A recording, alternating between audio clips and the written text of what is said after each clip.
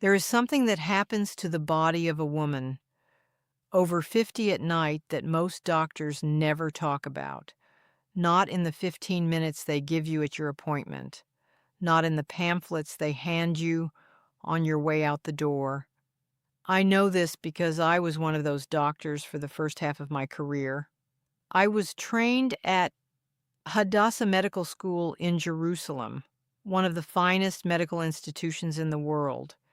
And I spent years learning everything there is to know about the human body, and almost nothing about what happens to it in the hours between 10 at night and 6 in the morning.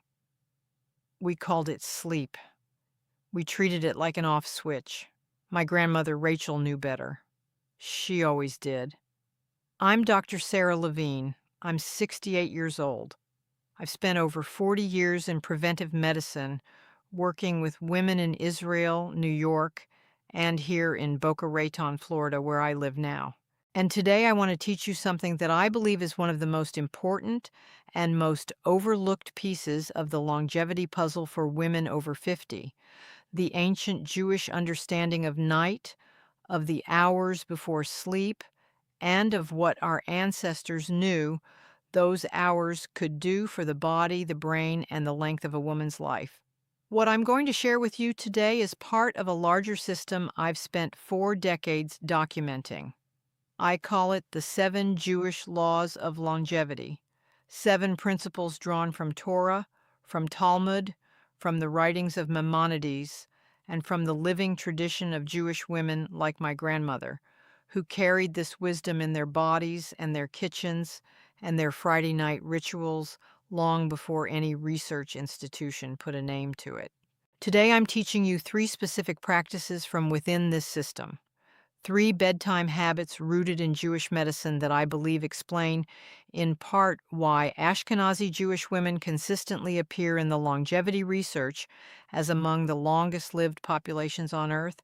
And toward the end of this teaching, I'm going to share something my grandmother told me on one of the last evenings I spent with her before she passed, something she said she only ever told women she truly trusted.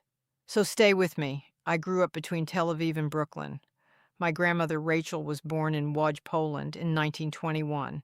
She survived things I will not make you sit with today. What I will tell you is that she arrived in America carrying almost nothing except knowledge. Knowledge about the body, about food, about rest, about what she called the sacred architecture of the day. She lived to 98 years old. She never took a prescription medication until she was past 90. Her mind was clear. Her back was straight.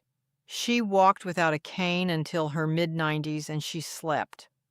Oh, how she slept.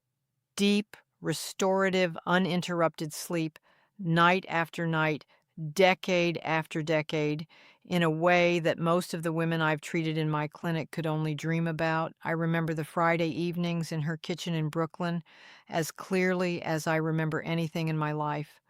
The smell of chicken soup and braided challah, the soft light of the Shabbat candles, and after dinner, after the songs, after the table was cleared, Rachel had a ritual, a very specific ritual for the end of the night.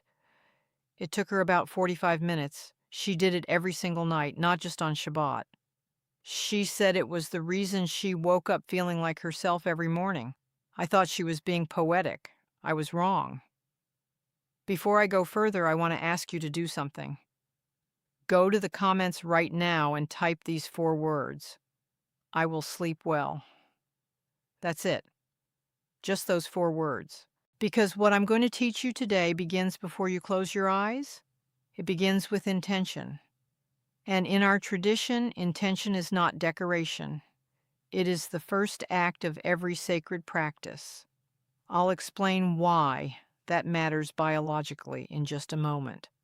Now, let me tell you what is actually happening to women over 50 when the sun goes down, and why it is so different from what our doctors prepare us for. The statistics are striking. According to the National Sleep Foundation, more than 60% of postmenopausal women report chronic sleep disturbances.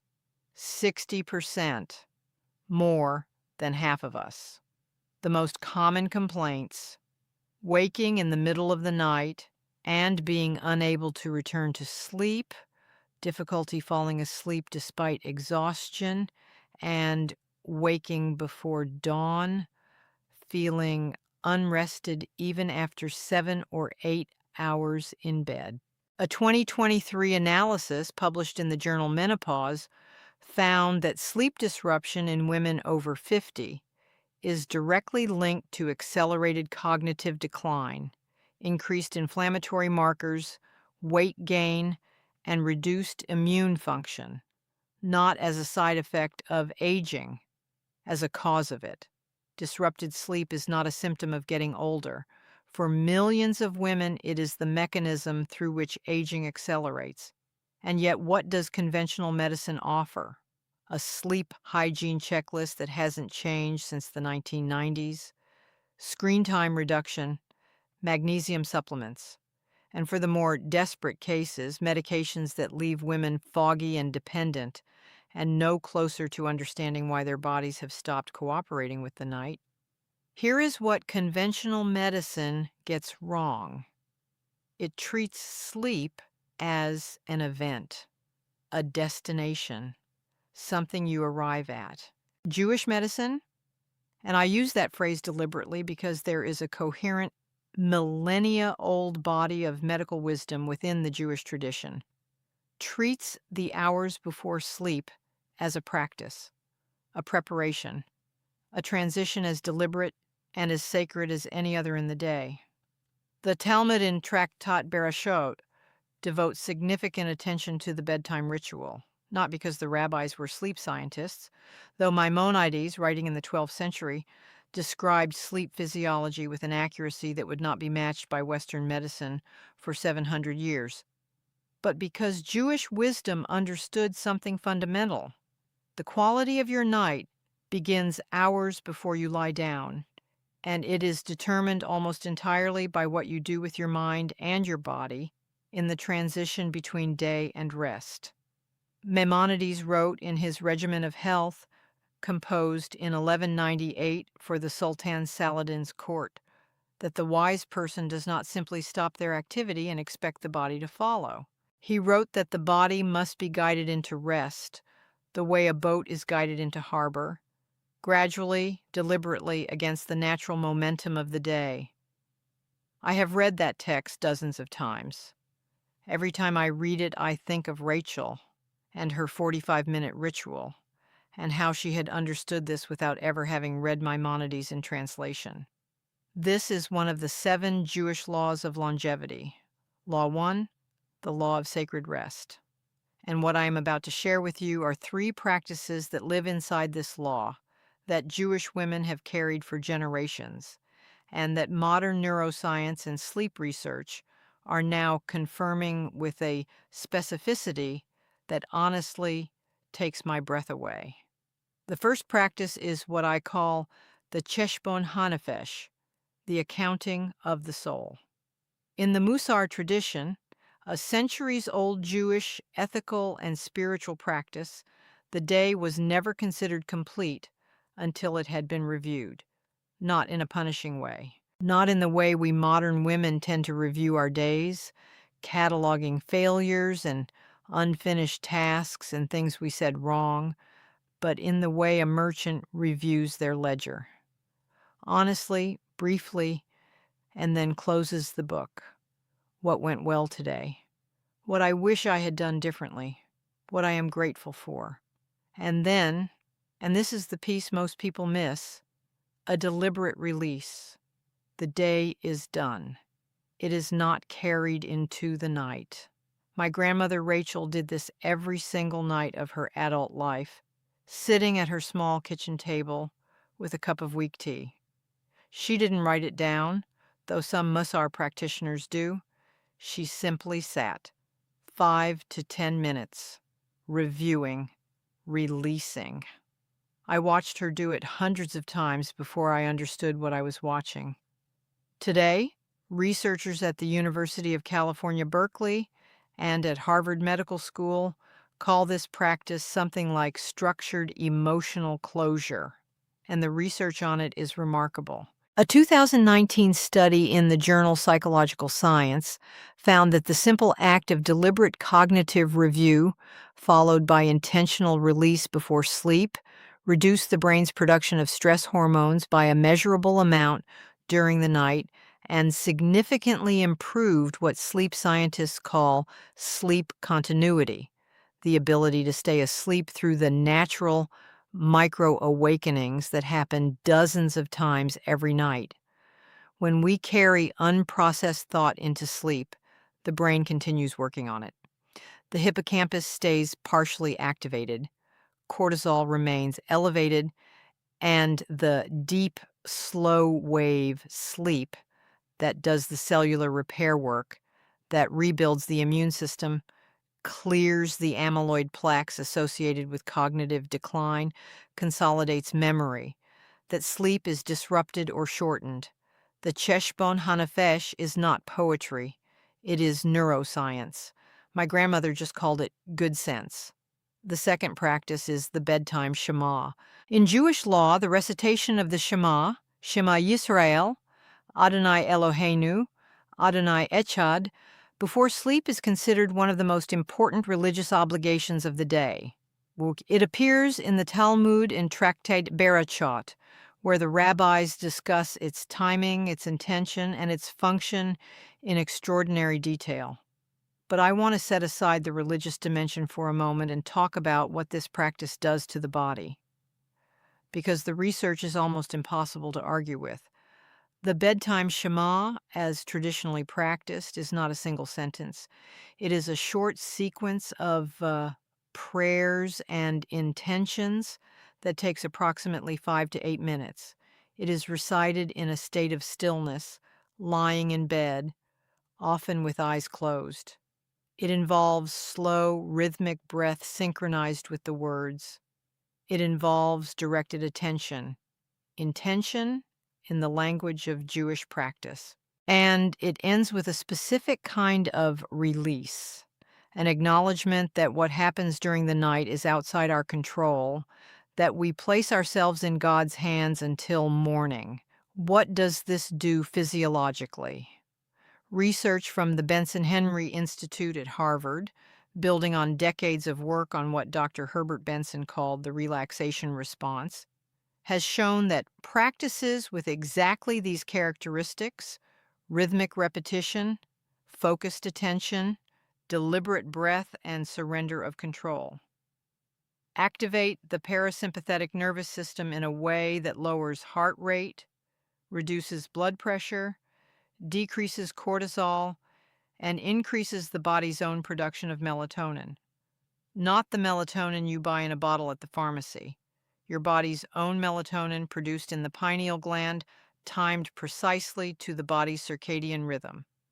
The Shema before sleep is a parasympathetic activation protocol. 3,000 years old, clinically validated. My grandmother called it davening. She said she couldn't imagine closing her eyes without it. I want to be honest with you here because I know some of you watching are not Jewish, and some of you may not be religious at all. The mechanism that makes this practice work is not the specific Hebrew words. The mechanism is the quality of attention, the stillness, the breath, and the conscious surrender. If you have a prayer in your own tradition that functions this way, it will do the same work. What matters is the practice and the understanding of why it matters. But I will tell you that after 40 years of working with women from every background, I have found that the specific structure of the Jewish bedtime Shema, its brevity, its rhythm, its sequence, is extraordinarily well designed for this purpose. It works. The third practice is the one I save for last because it is the one that surprises people most. And it is the one my grandmother told me about in the specific way I mentioned at the beginning of this teaching. She called it in Yiddish, Varspern dem Licht, closing the light, and it was more than turning off a lamp. Rachel's ritual for closing the light was this. At a specific time each evening, she was consistent to within 15 minutes every single night. She would go through her small apartment and dim or extinguish every source of light that was not necessary. She would lower the temperature slightly. She would change from her day clothes into what she called her sleeping clothes. Not pajamas in the modern sense, but specific clothing worn only for sleep. And she would make one small cup of something warm. Sometimes it was a broth. Sometimes it was warm water with honey and a few seeds of something she kept in a small glass jar. Nigella sativa, I would later learn. Black cumin seeds, mentioned in the Talmud and in Islamic medicine as having almost universal medicinal properties, referred to in the Hadith as a cure for everything except death. But Rachel just called them Rachel seeds, and she had been eating them since childhood. What she was doing, and I didn't fully understand this until I began studying circadian biology in depth about 20 years ago, was engineering a deliberate biological signal. A message to every cell in her body that night had arrived, that the day was finished, that it was safe to begin the transition into the restorative state. Modern chronobiology, the study of biological time, has confirmed what Jewish tradition encoded through practice. The body responds to light as a primary signal for waking and darkness as a primary signal for rest. When we remain in bright artificial light past sunset, we suppress melatonin. We delay the body's natural preparation for sleep. We confuse the circadian clock. Research published in 2022 in the Journal of Biological Rhythms found that even moderate light exposure in the 2 hours before sleep can delay melatonin onset by 90 minutes or more in postmenopausal women whose melatonin production is already reduced compared to younger women. 90 minutes. That is the difference between falling asleep at 10 and lying awake until midnight wondering what is wrong with you. Rachel didn't know the word melatonin. She knew that the light was not for nighttime. She knew that the body needed to be told clearly and consistently that the day was over. And she built that telling into a ritual so that it became automatic, so that the body learned to respond to the cues before the conscious mind even registered them. The Nigella sativa, the black cumin seeds she took every night, this too has accumulated a striking body of evidence. A 2021 meta-analysis published in the journal Phytomedicine reviewed 42 clinical studies on Nigella sativa and found significant evidence for its anti-inflammatory effects, its antioxidant properties, and its positive impact on immune function. It is mentioned in the Talmud, in the writings of Maimonides, and in Isaiah, where hyssop and similar herbs appear as instruments of purification and healing. My grandmother considered it one of her most essential evening medicines. She had been right about almost everything else. She was right about this too.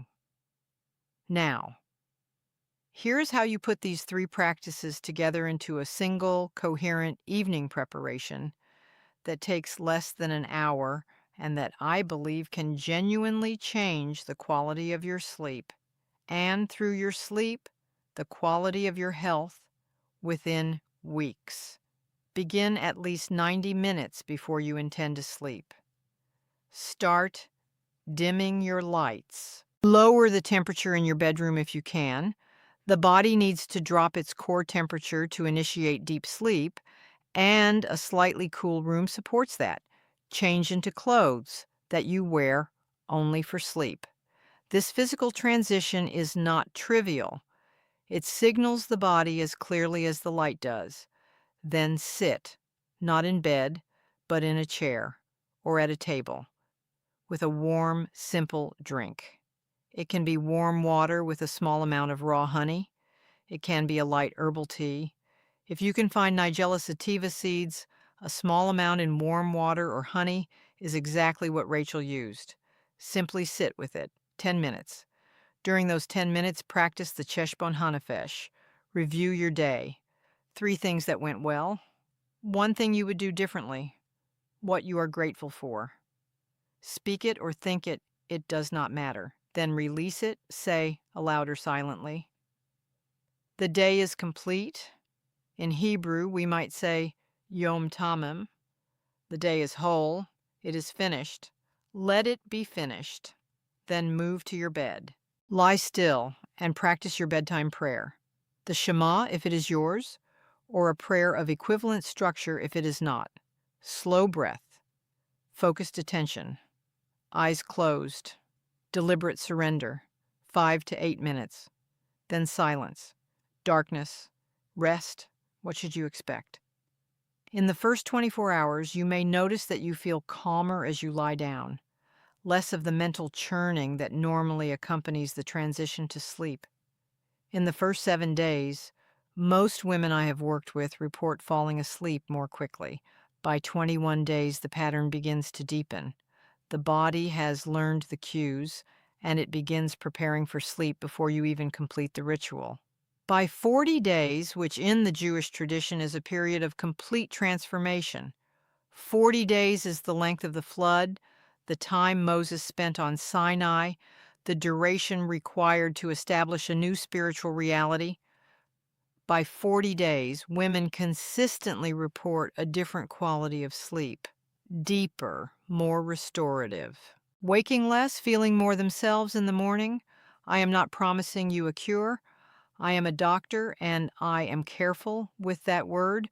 What I am telling you as a doctor with 40 years of clinical experience and a grandmother who slept beautifully for 98 years is that these practices work. I have seen it. I have lived it. At 45, when my own body began failing me in ways that my medical training had not prepared me for, it was Rachel's notebooks that I returned to. The Cheshbon Hanafesh, the Bedtime Shema, the closing of the light. I applied them with the same consistency and intention Rachel had. And within 6 weeks, I was sleeping in a way I had not slept since my 30s. I will tell you honestly, there have been periods in my adult life when I let these practices slip, when the demands of the clinic and the travel and the writing pushed them aside. And I have paid the price every time. The body does not forget what it needs. It simply waits with infinite patience for you to remember. What I want you to hold from today is this. The hours before sleep are not empty time. They are, in Jewish medicine, some of the most important hours of the day. The Talmud says that sleep is 1/60th of death, meaning it is a small death, a letting go, a nightly rehearsal for the ultimate surrender. And like everything in Jewish practice, it is approached not with fear, but with preparation, with intention, and with the understanding that what we do with our last conscious moments shapes what the body does in our unconscious ones. My grandmother Rachel used to say, as she lit her last candle of the evening and began her ritual, that the night was a gift, that the body had been given the night as a time of restoration that no doctor could replicate with any prescription. She said the body knows how to heal itself. It was made that way, Tselem Elohim, in the image of the divine, and the only thing it needs from us is for us to get out of its way, to stop filling the night with noise and light and unfinished thoughts, to close the day, to trust the dark. This is one of the 7 Jewish laws of longevity, the law of sacred rest. And what I've taught you today is the nighttime practice within it. But this law has a morning dimension as well, a specific practice for the first 10 minutes after waking that is equally documented in the Talmud and equally validated by modern chronobiology. Without it, what you do the night before is only half as effective. I will share that in a coming teaching. If what I've shared today has resonated with you, I want to ask you to do 2 things. Leave a comment below and tell me which of these 3 practices you are going to begin tonight. And share this teaching with one woman in your life who is struggling with sleep, because knowledge that stays in one pair of hands does not fulfill its purpose. In our tradition, sharing wisdom is itself a healing act. And please, if you have not yet subscribed to this channel, do it now and turn on your notifications. The 7 laws are a system. Each teaching builds on the ones before it. Missing one is like removing a wall from a house. The others are still standing, but the structure is weaker. I don't want that for you. In our tradition, the body is not yours to neglect. It is a gift given to you in trust, Tzelem Elohim, made in the image of the divine. To care for it is a sacred act. What I have taught you today is not optional self-care. It is Shmirat Haguf, the obligation to guard and maintain what was given to you. It is medicine, it is ancient, and it is yours. Until next time, L'chaim, to life.